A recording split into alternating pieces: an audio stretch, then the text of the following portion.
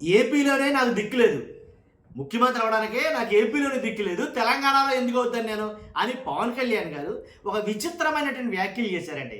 ఆ వ్యాఖ్యలతోటి జనసేనలో ఉండే మ్యాక్సిమం ఎవరైతే ఉన్నారో నాయకులందరూ కూడా కొంచెం డిసప్పాయింట్కి గురయ్యారు అనుకోవచ్చు. ఇదేంటి ఎన్నిసార్లు గురవ్వలే కానీ వాళ్ళకి ఎప్పటికప్పుడు పవన్ కళ్యాణ్ గారు వాళ్ళ అంచనాలకే అందకుండానే ఉంటున్నాడు ఆయన అని అయితే కనుక వాళ్ళు మాట్లాడుతున్నారు. కానీ పవన్ కళ్యాణ్ గారు మాట్లాడిన ఆ మాటలు మీరు ఒకసారి విందురు కానీ విన్న తర్వాత నేను చెప్పాల్సినవి ఉన్నాయి. ఏంటి, పొన్నం ప్రభాకర్ గారు, అలాగే అనిరుద్ధ్ రెడ్డి గారు, పేర్ని నాని గారు, కేటీఆర్ గారు వీళ్ళ మాట్లాడిన మాటలు ఉన్నాయి. ఎందుకని పవన్ కళ్యాణ్ గారిని ఈ రకంగా మాట్లాడారు వాళ్ళు, పవన్ కళ్యాణ్ గారిని కాబట్టి ఎందు గురించి మాట్లాడాల్సి వచ్చింది, దాని మీద అయితే మనం మాట్లాడబోతున్నాం. పవన్ కళ్యాణ్ గారు 11 రోజులు ఉపవాసం ఉన్నాను నేను, ఏంటి ఆంధ్రప్రదేశ్ని తెలంగాణ నుంచి విడదీసినప్పుడు అనని తెలంగాణ నాయకులు ఎందుకు మాట్లాడుతున్నారో, అందుకని తెలంగాణ దిష్టి తగిలే ఆంధ్రాలో కోనసీమలో ఏవైతే కొబ్బరి చెట్లు ఉన్నాయో ఆ కొబ్బరి చెట్లన్నీ నాశనం అయిపోయాయి అని అన్న పవన్ కళ్యాణ్ గారు ఆ మాట్లాడే ప్రతి మాటని ఇప్పుడు తెలంగాణ నాయకులు గుర్తు చేస్తున్నారు. ఒక్క మాట చెప్తా, రెండింటికి చెడ్డ రేవడిగా మిగిలిపోతారా పవన్ కళ్యాణ్ గారు, రెండింటికి చెడ్డ రేవడిగా మిగిలిపోతారా పవన్ కళ్యాణ్ గారు అని అయితే చాలా అనుమానాలు అవుతున్నాయి. దాని గురించి మనం మాట్లాడబోతున్నాం. పవన్ కళ్యాణ్ గారు మాట్లాడినటువంటి వీడియో పెడతాను నేను, ఒకసారి వీడియో చూడండి. వీడియో చూసే ముందు నాకు రిక్వెస్ట్ ఉంది, మ్యాక్సిమం మీ అభిప్రాయాన్ని కామెంట్ రూపంలో తెలియజేయండి. ఫస్ట్ అయితే లైక్ చేయండి, మీరు లైక్ చేస్తే ఎక్కువ మందికి ఇన్ఫర్మేషన్ షేర్ అవుతుంది. కొత్తగా మన ఛానల్ చూస్తే పక్కాగా సబ్స్క్రైబ్ చేయండి, మీ అమూల్యమైన అభిప్రాయాన్ని కామెంట్ రూపంలో తెలియజేయండి. ఒకసారి ఆ వీడియో పెడతాను, ఒకసారి కట్. జనసేన మటుకు తెలంగాణలో అడుగు పెట్టకూడదంటే మేము ఏం కోరుకున్నాం? జనసేనలో మేము తెలంగాణలో ఏం కోరుకుంటాం?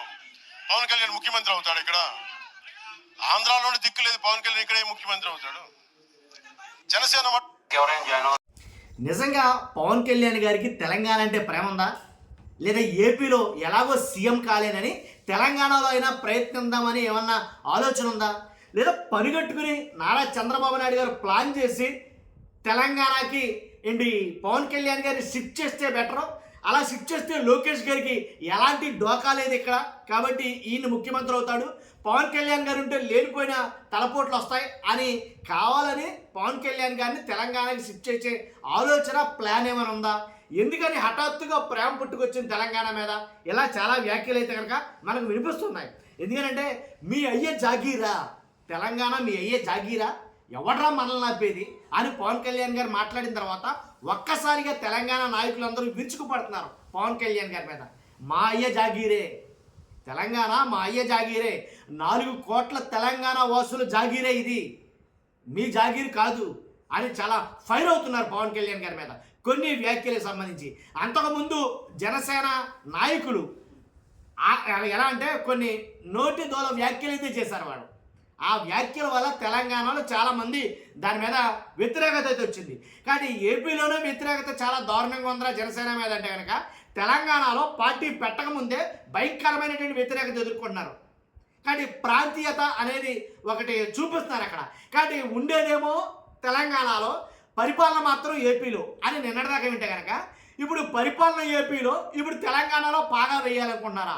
ఇలా రకరకాలుగా అయితే కనుక పవన్ కళ్యాణ్ గారి మీద చాలా వ్యాఖ్యలు అయితే వినబడుతున్నాయి. కాబట్టి అంతేకాదు, తెలంగాణ విడిపోయినప్పుడు ఎంతో బాధతోటి ఏపీకి అన్యాయం జరిగిందని 11 రోజులు ఉపవాస దీక్ష చేశావు కదా, అలాంటప్పుడు నువ్వు ఎలా తెలంగాణలో అడుగు పెడతావు?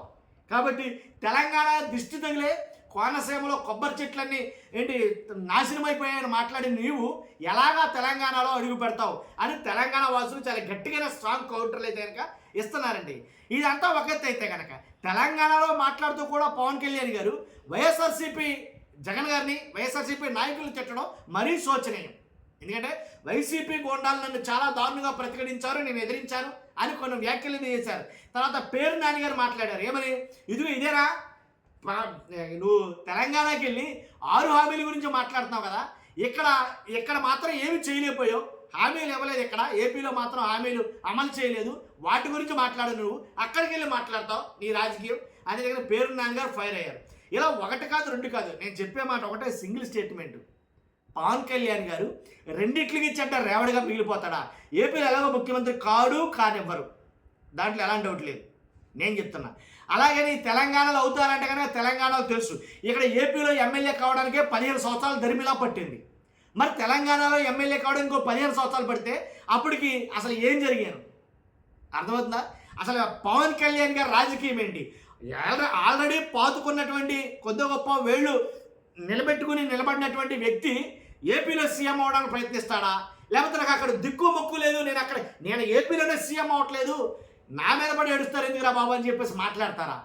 అర్థం కాని పరిస్థితి కదా. చాలా చిత్రంగా ఉంది పవన్ కళ్యాణ్ గారి వ్యాఖ్యలు. కాబట్టి చూస్తున్నాం మీరు అందరూ కూడా మీ అభిప్రాయాన్ని కామెంట్ రూపంలో తెలియజేయండి. ఫస్ట్ అయితే లైక్ చేయండి. Thank you very much.